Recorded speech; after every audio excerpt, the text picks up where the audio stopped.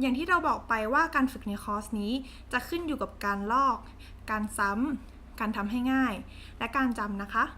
ในตอนต่อจากนี้ไปเราก็จะมาทำการสอนขั้นตอนลอกและขั้นตอนทำให้ง่ายจากภาพจริงกันค่ะ ส่วนการทำซ้ำแล้วก็การจำจะอยู่ในการบ้านของเพื่อนๆนะคะ การลอกแล้วก็การทำให้ง่ายเนี่ยหมายถึงการที่เราเอาพื้นฐานภาพจริงมาแล้วก็มาสังเกตดูว่าจุดไหนเป็นจุดสำคัญแล้วเราก็จะทำการ simplify หรือทำให้มันง่ายขึ้นเพื่อเอาไปใช้ในการวาดจริงได้นะคะถึงแม้ว่าเพื่อนๆบางคนอาจจะคิดว่าอยากวาดแค่การ์ตูนไม่อยากวาดภาพจริงแต่เราก็ยังเน้นย้ำว่าการวาดภาพจริงมีความสำคัญมากนะคะโดยเฉพาะในการลงสีในภายหลังและการดัดแปลงภาพจริงทำให้ภาพของเราเนี่ยเป็นภาพที่มีสไตล์นะคะโดยเพื่อนๆจะเข้าใจมากขึ้นหลังจากการสอนในคอร์สนี้เนาะแล้วก็ต้องเน้นย้ำอีกทีว่าวิธีการสอนของเราในแต่ละบทนี้ก็จะไม่ใช่กฎตายตัวนะคะเพื่อนๆสามารถเอาไปปรับใช้ได้ตามต้องการก็เพื่อไม่ให้เป็นการเสียเวลาเราจะมาเริ่มกันเลยตอนที่3โครงหน้าวิธีวาดโครงหน้าที่เราจะมาสอนในวันนี้มี2แบบซึ่งเราเรียกว่า2335กับ2332โดยโครงหน้านี้จะเป็นโครงหน้ามาตรฐานที่เอามาจากหน้าจริงของคนนะคะโดยวิธีแรก2335เนี่ยจะเป็นวิธีวาดหน้าตรงขั้นตอนที่1วาดเส้นจากข้างบนสุดลงมาถึงคางแล้วกะว่าอยากได้หน้าที่ยาวประมาณไหนขั้นตอนที่2วาดวงกลมจะเป็นขนาดใดก็ได้ขึ้นอยู่กับว่าอยากให้ตัวละครเนี่ยหน้ามันกว้างขนาดไหนเสร็จปุ๊บเราก็วาดรูปโครงของหน้าโดยส่วนตัวเราจะชอบวาดเป็นรูป inverse triangular face shape หรือว่าหน้ารูปสามเหลี่ยมคว่ำนะคะพอ2ขั้นตอนนี้เสร็จปุ๊บเราก็จะมาเริ่ม2 3 3 5กันได้เลยเลข2หมายถึงแบ่งเส้นข้างบนลงข้างล่างเนี่ยให้เป็น2ส่วนโดยเส้นที่แบ่งก็จะเป็นเส้นของดวงตา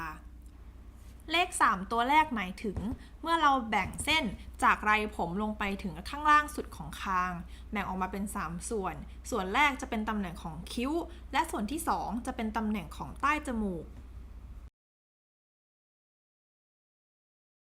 เลข3ตัวต่อไปหมายถึงจากใต้จมูกลงถึงข้างล่างสุดของคางเนี่ยเมื่อเราแบ่งเป็น3ส่วนแล้วเราจะแบ่งได้เป็นส่วนแรกซึ่งเป็นส่วนของตรงปากและส่วนที่2เป็นส่วนของด้านบนของคางเลข5ตัวสุดท้ายก็จะหมายถึงความกว้างของใบหน้าโดยหลังจากที่เรากะมารอบแรกแล้วเราก็จะมาปรับในรอบนี้โดยความกว้างของใบหน้าจะเท่ากับดวงตา5ดวงรวมกันนะคะแล้วระหว่าง2ดวงตาเนี่ยก็จะห่างกันด้วย1ดวงตาเทคนิคที่2เทคนิค2332อันนี้จะเป็นเทคนิคที่ใช้สำหรับหน้าข้างขั้นตอนที่1วาดวงกลมแล้วกะว่าอยากให้หน้ามันกว้างขนาดไหนขั้นตอนที่2วาดสามเหลี่ยมเป็นรูปตามที่เราวาดอยู่ในวิดีโอเลยหลังจากนั้นเราก็จะใช้เทคนิค2332กันเลข2เลขแรกก็เหมือนเดิมคือพอเมื่อแบ่งเส้นจากข้างบนสุดลงไปถึงคางส่วนที่แบ่งออกมาได้เป็น2ส่วนเนี่ยก็จะเป็นตำแหน่งของดวงตาเลข3หมายถึงจากตำแหน่งด้านบนสุดของไหล่ผม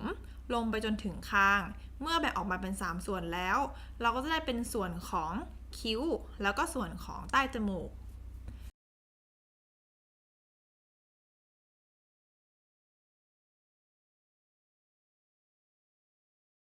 เลขที่3หมายถึงจากใต้จมูกลงถึงตรงใต้คางพอแบ่งออกมาเป็น3ส่วนแล้วเราก็จะได้เป็นเส้นของปากและก็เส้นของด้านบนของคางส่วนตำแหน่งของด้านหน้าตรงบริเวณจมูกปากและตาเนี่ยจมูกก็จะเป็นส่วนที่ยื่นออกมาเยอะสุดรองมาเป็นปากแล้วต่อไปก็เป็นตานะคะโดยทั้ง3ส่วนก็จะแบ่งเท่าๆกันเลขสุดท้ายเลข2หมายถึงเมื่อเราแบ่งตัววงกลมเนี่ยออกเป็น2ส่วนแล้วด้านหลังเส้นที่แบ่งออกมาเนี่ยก็จะเป็นตำแหน่งของหู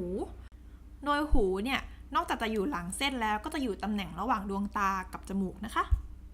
โบนัสทิปก็คือถ้าเราลากเส้นเฉียงจากจุดกึ่งกลางวงกลมแนบไปกับใบหู